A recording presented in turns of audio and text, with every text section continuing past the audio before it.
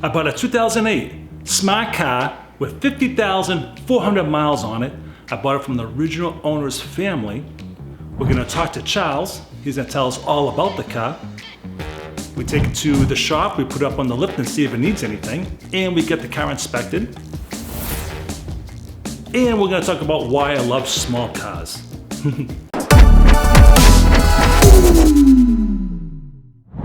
Hey guys, welcome back to my channel. My name is Mike the Baldadonis, and I buy and sell cars as a hobby, and I bring you guys along with me, showing the pros and cons of each vehicle I buy. I do travel videos throughout New England, and I talk about my life experiences. All right guys, let's get into it.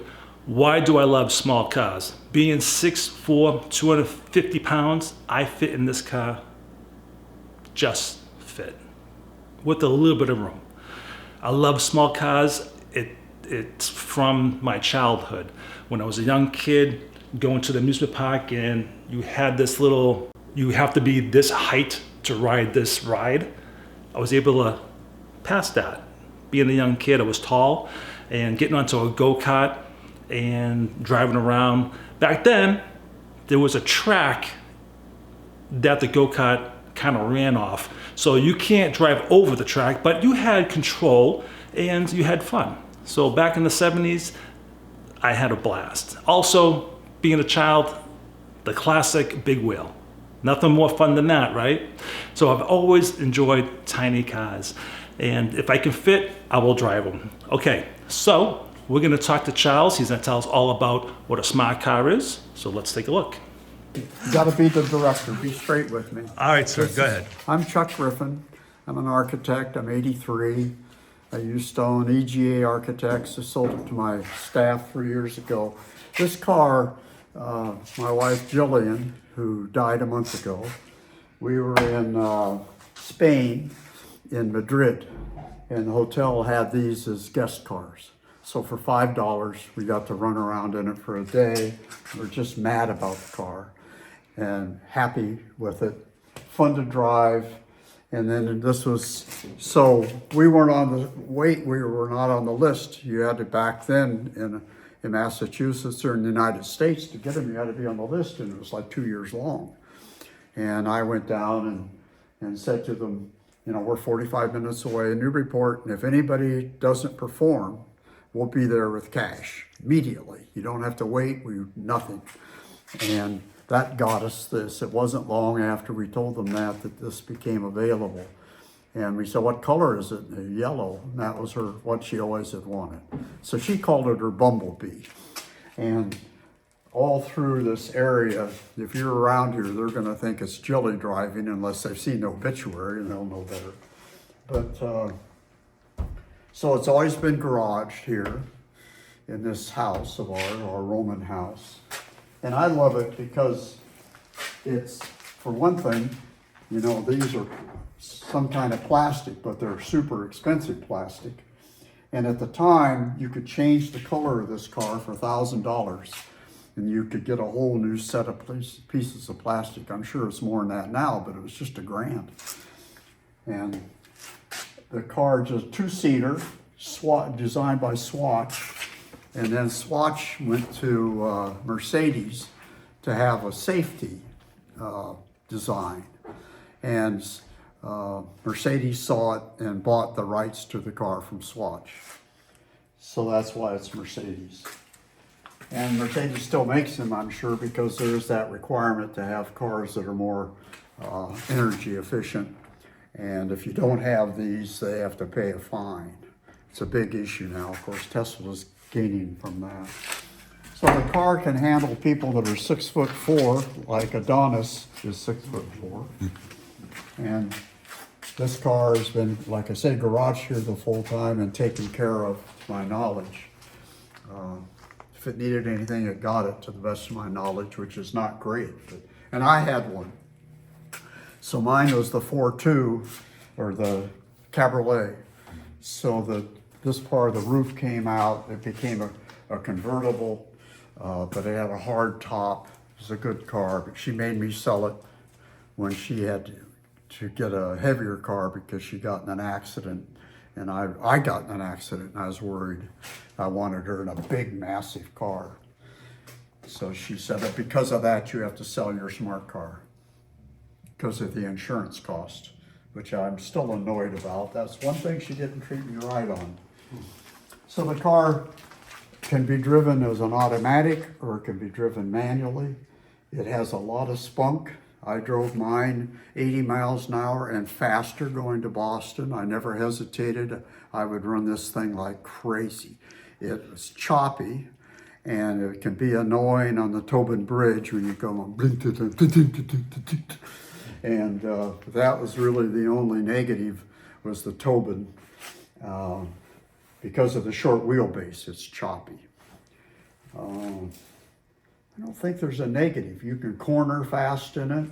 Park anywhere? You can park it anywhere. Go to the Red Sox games, and I could always, Mike would be saying to my son would be saying to me, "Here, Dad, take this here," and go within 2 blocks and find little places and pull it right in. And because it's cute, you get away with murder. Everybody sees it coming, they smile. The kids will see it and point and go running. And you get some of that with other specialty cars. But this car, because of the color and the shape, people love it. You'll get a lot of points, even from the police. You can get away with parking where you shouldn't. In Europe, they turn the streets, they have smart streets, and instead of being parallel to the curb, you pull into the curb. Because the car is only 8 inches long, and a normal parking space is 8 or 9 foot deep. So you could pull these at 90 degrees. I don't think, and I don't know if Massachusetts has a smart street, but when you go to the football or go to games and so you get away with a lot because there's a lot of half spaces around, a lot of them. They're not marked on the ground that way, but they are in fact that way. So the engine is Mitsubishi motorcycle engine, and it has a lot of spunk. The only thing that isn't wonderful about this, you look at this and you think it's going to get 60 miles a gallon. It doesn't. It gets about 16 or 20. They're not great on miles per gallon. And did we get that money out of this, man? What's that? You got the cash? You got the money. Okay. Yeah, you need to use ethyl to make it run best. I always put high test gasoline in it, so you're running it with high octane, and it runs. You notice the difference if you put regular in it versus I thought you could see the difference. So it isn't cheap to operate in that sense. It will climb up in snow and that sort of thing wonderfully. The car handles well. I don't know what even to say about it. When you pull up, you come up and it kind of kicks down, and you kind of give it a second, and then just give it a little bit of gas and don't get excited, and it'll just pull right up the hill on this back driveway with snow and ice on it. I don't think it comes right up, but don't get anxious. Don't give it too much gas. Let it it's almost like it's thinking about it.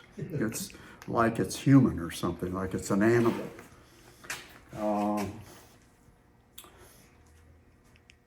I don't know what else to tell you. One owner, one lovely owner, who always wanted to drive it, and it was her husband who said, "I don't want you on it on a freeway going long distances because you could get hurt." But I can't think what else to say. I think that's it. I think you did well.